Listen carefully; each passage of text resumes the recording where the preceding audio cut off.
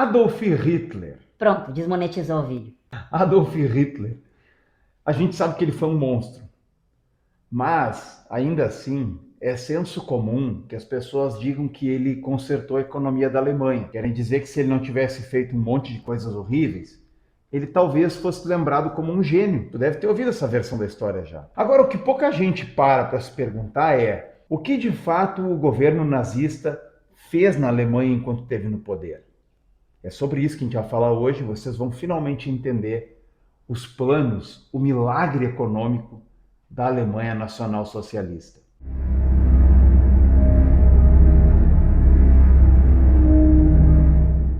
Vocês estão ligados que o Hitler não era economista, e nem ele nem ninguém no grupo dele praticamente sabia nada de economia. Então eles tinham uma visão bem criativa de como funcionam as leis do mercado internacional. O mundo, depois da Revolução Industrial, ele se dividiu entre países industrializados, que pelo jeito só produziam Hot Wheels. Não, mas é simbólico, tá? Não é para ser literal. Países industrializados e os países subdesenvolvidos, que têm basicamente produção de agrícola e mineração, ferro, petróleo, recursos primários. Tá? E qual é a lógica do capitalismo, pelo menos desde o século XIX, firme? Esses países com indústria, que eram os países da Europa a princípio, eles vendem coisas manufaturadas para essas nações subdesenvolvidas, e essa turma aqui vende produto primário, commodity, que aqui no caso é banana, tá?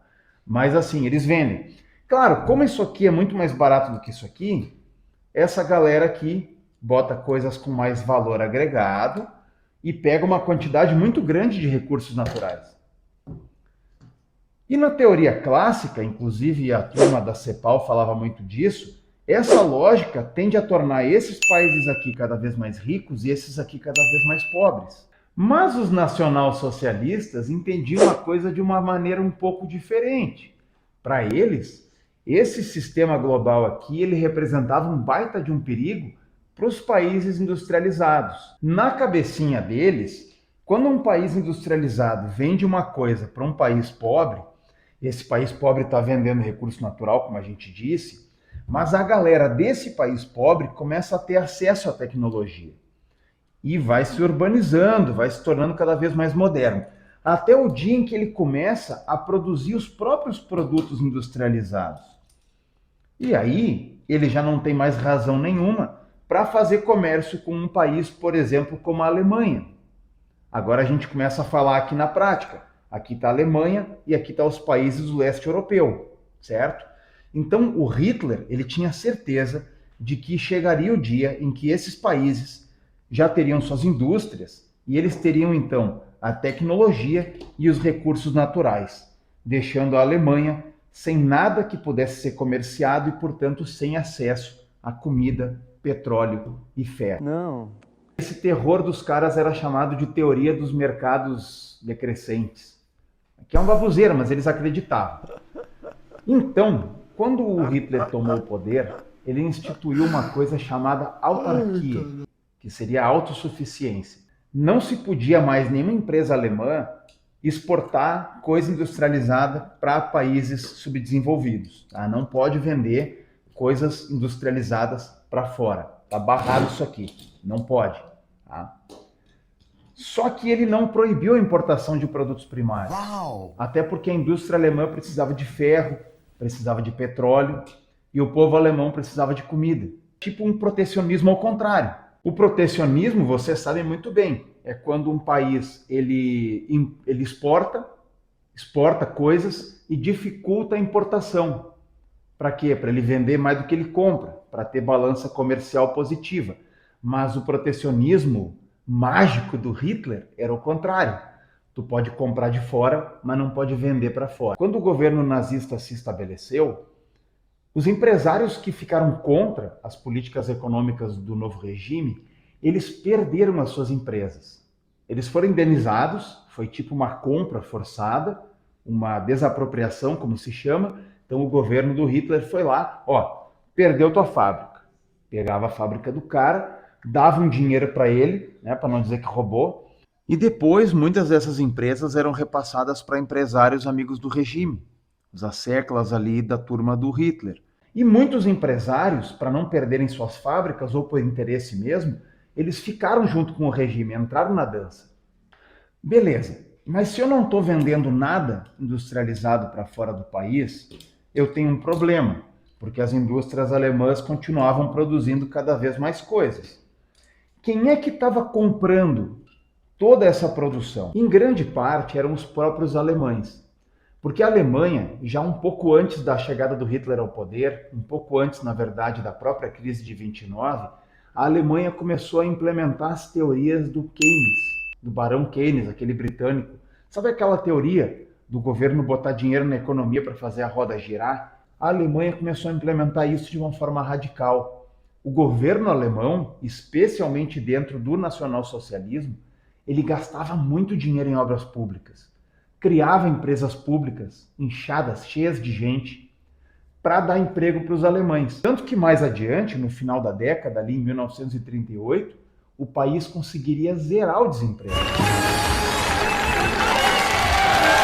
E os alemães, que tinham passado a década anterior na maior pindaíba, se tornaram um povo muito próspero, um povo muito rico, uma qualidade de vida muito alta. Esse foi o grande milagre econômico do nacionalsocialismo. E além dos cidadãos, o próprio governo encomendava boa parte da produção industrial, encomendava que as fábricas produzissem alguma coisa do interesse do regime.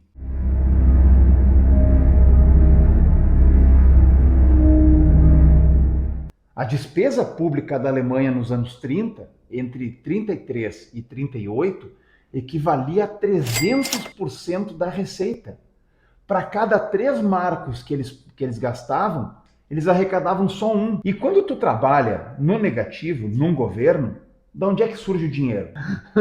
Nós vamos imprimir dinheiro. Não, mas eles não imprimiam, porque eles já tinham feito isso nos anos 20, lá no governo anterior, no governo do SPD, e aí tinha causado hiperinflação.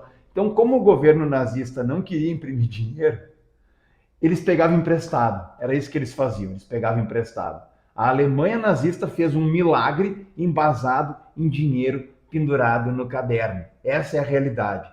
A gente que é brasileiro, a gente sabe muito bem como é que é um milagre econômico sustentado em dinheiro emprestado. Depois cai na cabeça do cara com toda a força. Porque quando tu pega dinheiro emprestado, tu fica devendo e no exercício seguinte tu já tem a despesa com o juro. Então tu tem menos dinheiro do que tu tinha antes de pegar o empréstimo.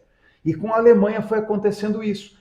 É por isso que, por exemplo, a perseguição aos judeus, que era uma política intrínseca à ideologia nazista, ela foi acelerada ao longo do governo e focava principalmente em judeus ricos, para poder pegar as propriedades deles e tentar aliviar um pouco esse problema de sangria do caixa. As empresas alemãs, elas em 33 pagavam 20% de tributação sobre a atividade corporativa.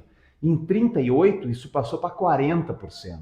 Bom, se as empresas estão sendo cada vez mais apertadas e a economia claramente está indo em direção ao abismo, como é que ninguém fez nada a respeito disso? Eu vou te dizer por quê. Porque, na verdade, todo mundo sabia, pelo menos na cúpula lá dos ricos do governo, que aquilo não era um sistema sustentável. Tanto o Hitler como todo mundo no governo dele, eles sabiam que os países subdesenvolvidos eles tinham acesso às coisas por outros meios, comprando de outros países. Tá? Então isso aqui não era um arranjo para durar para sempre, esse protecionismo extremo que eles implementaram. E eles tinham um plano maior.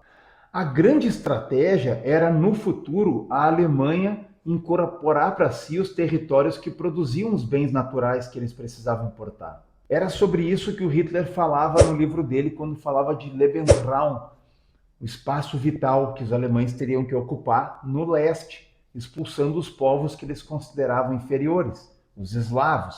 Lembra que eu falei que a indústria alemã vendia coisas para o próprio povo alemão, que estava empregado naquelas obras e programas públicos, e que uma parte da produção o governo comprava e encomendava? Pois bem, boa parte do que o governo encomendava eram armas.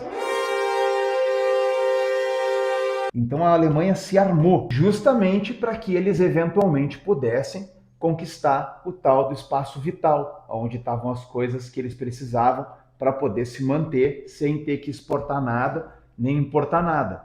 os campos com plantação, as minas, os poços de petróleo, tudo isso no leste, na Romênia, na Polônia, na União Soviética. Eles tinham um plano de ir até lá. Desde o começo, a guerra sempre foi o plano. Por conta desse grande plano, os grandes empresários da Alemanha não chiavam muito contra a bagunça que era o sistema e o aumento de impostos, porque eles tinham justamente a perspectiva de logo ter acesso aos recursos naturais de forma barata e a mão de obra escrava, né? A mão de obra forçada tirada desses países que seriam depois invadidos. A questão é que não havia um cronograma para esse plano, não tinha nenhum planejamento de quando isso ia acontecer. O que determinou o início das hostilidades foi justamente a necessidade.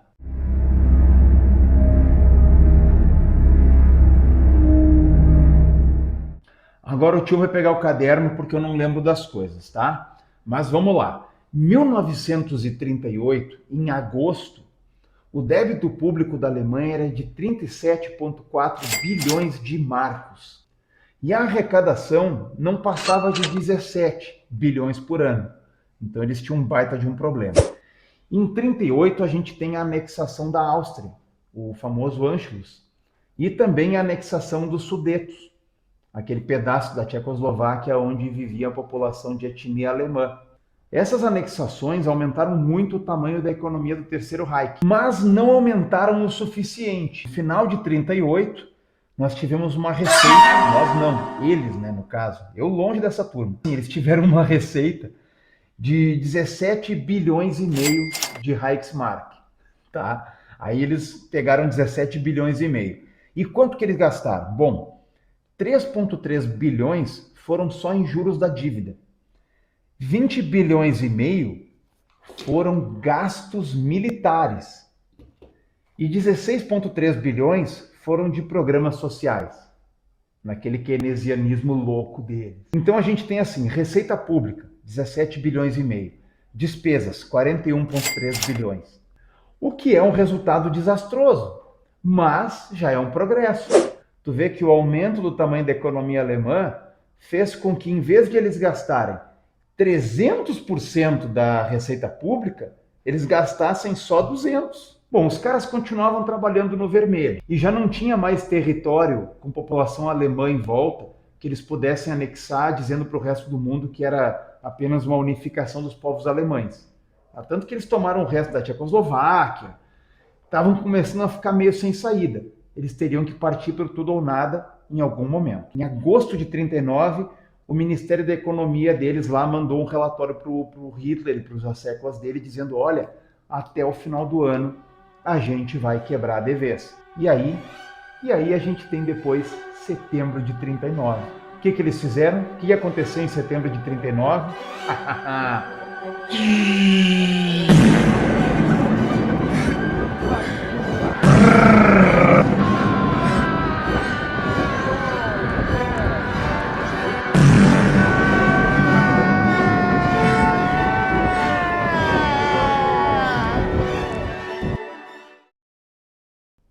Bom, pessoal, esse foi o nosso vídeo de hoje. Se vocês gostaram, deem aquele like para o YouTube recomendar esse conteúdo para mais gente.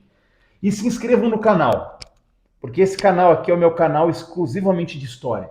Se vocês quiserem ver eu fazendo bobagens em geral, eu tenho um canal principal também, com o meu nome. Vou deixar o link aí tem um link na capa desse canal. Enfim, se inscrevam, deem aquele like e é isso aí. Um abraço.